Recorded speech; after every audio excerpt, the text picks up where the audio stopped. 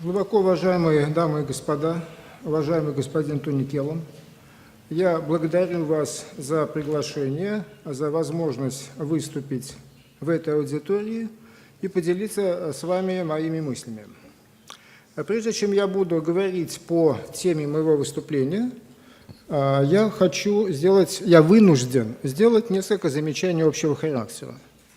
Я гражданин России. В России живут мои дети. В России живут люди, которые мне близки и которым я хотел всего наилучшего. Это обстоятельство вынуждает меня пояснить, о чем и с какой позиции я собираюсь говорить. Я частное лицо. Я никогда не состоял и не состою на государственной службе в каком-либо государстве, включая Россию. Я не являюсь членом какой-либо политической партии.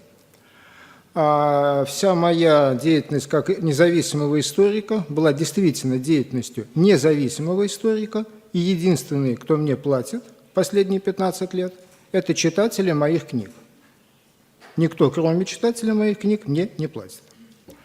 Я совершенно не хочу увидеть Россию, ту страну, где, еще раз повторяю, живут мои дети, охваченные беспорядками, голодом, хаосом и уж тем более ставшей ареной войны. Поэтому то, что я буду говорить дальше, оно будет звучать достаточно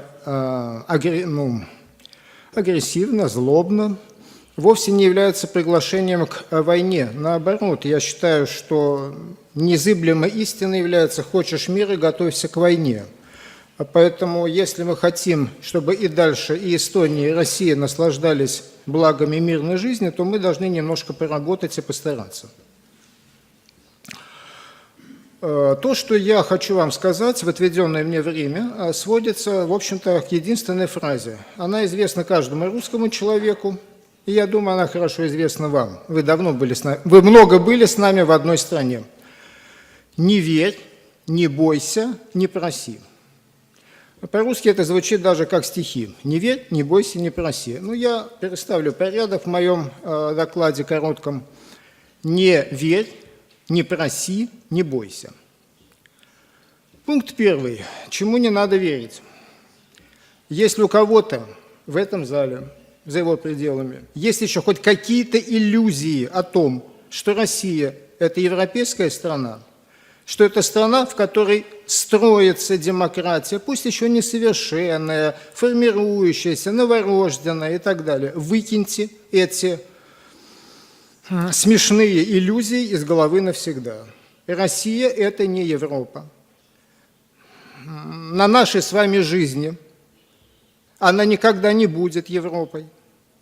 То, что сейчас там, это, конечно же, не строящаяся демократия, не формирующаяся демократия, а это власть чекистов, то есть работников спецслужб и бандитов.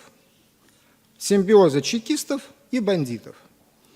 Если вам кажется, что в России есть какие-то названия, например, на доме написано «банк», не верьте, это все видимость. В России нет крупной частной собственности. В России есть властесобственность, то есть некий симбиоз. Если у тебя есть деньги, ты можешь дорваться до власти. Если ты дорвался до власти или находишься в правильных коррупционных отношениях с теми, кто при власти, у тебя есть деньги и собственность. А если ты с ними поссорился, то завтра у тебя не будет ни денег, ни собственности, а может быть и не будет головы. Если в России происходит некое мероприятие, которое называется выборы, не верьте, это не выборы. Это не выборы президента, это не выборы парламента, это спецоперация. Это спецоперация, которую проводят чекисты. Она является спецоперацией на всех своих этапах, начиная с выдвижения кандидатов и кончая подсчетом голосов. На последних выборах я был наблюдателем, так что этот подсчет голосов мне хорошо известен. Мне немножко непонятно, что заставляет некоторых европейских политиков не желать это видеть. А что заставляет их на протяжении 2 десятков лет называть российских бандитов и российских чекистов, или одновременно бывших бандитов, ставших чекистами, или бывших чекистов, ставших бандитами, что заставляет называть их наши коллеги, наши восточные партнеры, что заставляет их призывать сотрудничество, кооперации, интеграции и так далее. Россия может быть интегрирована в западный свободный мир, только в том смысле, в каком раковая опухоль интегрирована в организм. Других способов интеграции на обозримом будущем у нас не будет. Это что касается тезиса «не верь». Тезис второй «не проси» достаточно естественно вытекает из первого. Бессмысленны, многократно провалились и обязательно провалятся в дальнейшем все попытки умиротворить, уговорить, упросить, объяснить российским лидерам, как это хорошо быть свободно выбранными лидерами свободной демократической страны. Это, простите меня, смешно. Непонятно, что заставляет лидеров Европы, лидеров Соединенных Штатов Америки на протяжении 15 лет заниматься этим делом, заглядывать в глаза Путина и говорить: я посмотрел в глаза Путина и увидел там глаза честного человека. Как я уже сказал, у власти в России находится, это очень важно отметить, не просто корпорации работников спецслужб, корпорация чекистов, о чем говорят многие. Важно все-таки отметить, что это симбиоз. Это двуединый дракон с двумя головами. Одна голова – это чекисты, а вторая голова – это бандиты. Причем слово «бандиты» в данном случае используется не как эмоциональное выражение моей неприязни, а просто содержательно, Ну, в частности, вы, наверное, слышали, испанская полиция опубликовала радиоперехваты разговоров российских бандитов, где они обсуждают назначение некого господина начальником Следственного комитета Российской Федерации, или где обсуждается тот момент, как господин, который является начальником управления по борьбе с наркотиками в России, занимался организацией поставки наркотиков через Ленинградский порт. То есть это не шутки. Но, возможно, именно безумие всего этого мешает людям Запада понять, что это все правда. Это не фильм, это не кино, это не страшилка. Это бандиты и чекисты, которые захватили власть в стране. Тут остается вспомнить только замечательную формулу, которая прозвучала на Нюрнбергском трибунале. Преступники, овладевшие государством и превратившие самое государство в орудие своих преступлений. Можно ли пытаться уговорами, просьбами, демонстрацией слабости чего-то добиться от подобных людей? Ну, ответ очевиден – нет. Люди, которые становятся бандитами, люди, которые становятся чекистами, обладают определенным психологическим складом. Важнейшая составляющая этого склада – это чувство своего превосходства над окружающими, чувство презрения к окружающим. Без этого внутреннего чувства люди не становятся бандитами, а став бандитами и постоянно применяя насилие, причем незаконное, внезаконное насилие, они еще более укрепляются в представлении о том, что они выше всех, а все остальные – это презренные черви. Любая демонстрация слабости перед такой публикой только провоцирует агрессию. Это написано в любой брошюрке, которая детей в старших классах школы учат основам безопасного жизни в обществе. Не демонстрируйте слабость. Если вы ночью оказались в темном переулке, не жмитесь, не прячьтесь, не прижимайте стеночки. Таким поведением вы провоцируете возможных пьяных хулиганов на то, чтобы они проявили по отношению к вам агрессию. Это написано 1000 раз во всех брошюрах. Что-то мешает политическим лидерам Запада понять эту простую истину. Чем более я имею в виду, конечно, не присутствующих в этом зале, чем более Запад будет демонстрировать слабость, тем больше он будет провоцировать агрессию, и тем больше он будет подталкивать Европу, Эстонию, Россию, мир к тем ужасным последствиям, которые мы все не хотим увидеть. То, что я сейчас говорю, мне немножко стыдно это говорить, потому что это было произнесено 1001 раз. Из бесчисленного числа примеров я только напомню один эпизод, когда 25 февраля 2009 года известный российский ныне оппозиционер, а в свое время советник Путина по экономическим вопросам Андрей Ларионов выступал в Комитете по иностранным делам Конгресса США. И там он дословно говорил: то, что вы сейчас делаете, это даже не соглашательство, Это полная и безоговорочная капитуляция перед режимом чекистов и бандитов. Проводя такую политику, вы провоцируете Россию на новые авантюры на постсоветском пространстве. Это было сказано в 2009 году в феврале, то есть за 5 лет до Крыма, до аннексии Крыма и, соответственно, до войны на Донбассе. Так что нет ни малейших оснований у уважаемых политиков Запада сказать, что их кто-то не предупреждал. Господа, вас предупреждали бесконечное количество раз. Ну и, наконец, третий тезис. Не надо бояться. Ну, бояться вообще глупо. Страх ничего не добавляет, он парализует волю, парализует силы, мешает сопротивляться, и, как я уже говорил, страх провоцирует насильника на совершение насилия. Еще раз повторяю, это справедливо даже в том случае, когда законопослушный гражданин в количестве 1 человек оказывается на улице рядом с компанией пьяных агрессивных подростков. Но у нас-то ситуация совершенно другая. Европа, Евросоюз, НАТО, Соединенные Штаты обладают подавляющим превосходством в любых мыслимых компонентах. Европа сильнее экономически, Европа сильнее технологически, Европа сильнее интеллектуально, Европа сильнее и в военном отношении, если мы говорим про конвенциональное оружие, чем Россия. У Европы нет ни малейших оснований чего-либо бояться и уж тем более демонстрировать свой страх. Если мы вспомним за последние 10-15 лет достижения российской армии, то это позорное поражение в Афганистане, после которого пришлось оттуда бежать. Это 2 войны в Чечне, когда российская армия, имея подавляющее превосходство в авиации, танках, артиллерии, ресурсах, боеприпасах, людях, в конце концов вынуждена была создать на территории Чечни фактически де-факто независимое государство во главе с Кадыровым и ежегодно выплачивать контрибуцию, деньги платить Кадырову, то есть фактически откупаться от этого государства. Самое последнее достижение российской армии – это Донбасс и Украина.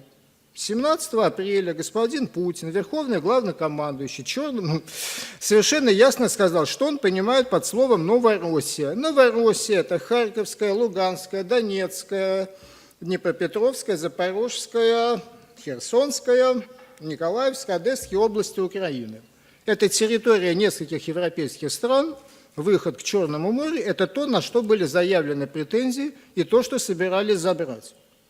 Реально, за полгода фактической войны российским наемникам и российской армии удалось захватить несколько районов Луганской и Донецкой области Украины, которые составляют 5%, 1/20 от той территории Новороссии, на которую господин Путин 17 апреля 2014 года заявил свои претензии. И этот успех в кавычках был достигнут в ситуации, когда украинское государство находилось в ситуации полного развала. Украинская армия, вообще трудно сказать, существовала ли она. Единственное, кто воевал, это несколько добровольческих батальонов, плохо вооруженных и совершенно необученных. И вот все, что смогла сделать российская армия, это 5% объявленной Новороссии, и даже не смогли забрать 2 области, которые хотели забрать. Еще раз повторяю, в ситуации, когда армии в Украине не было, командный состав, в лучшем случае наполовину, был составлен из агентов Москвы, а поведение президента страны Украины, прямо скажем, довольно сомнительно.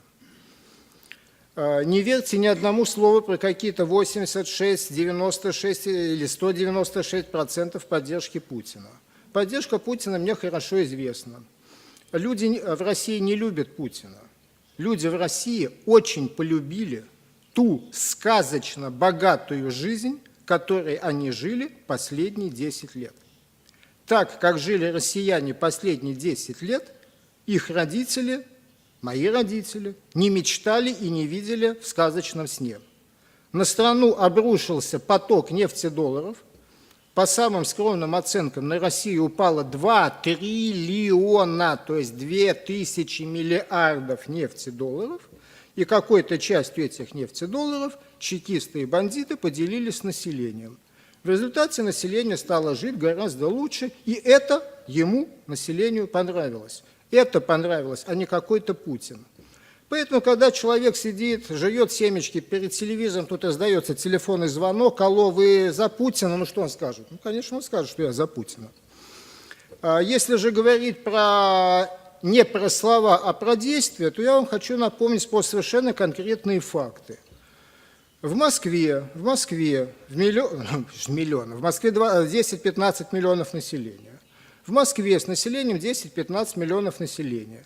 Так называемые коммунисты наши, так называемые наши патриоты ни разу не могли собрать митинг численностью больше 5000 человек, если это не свозили автобусами с предприятий.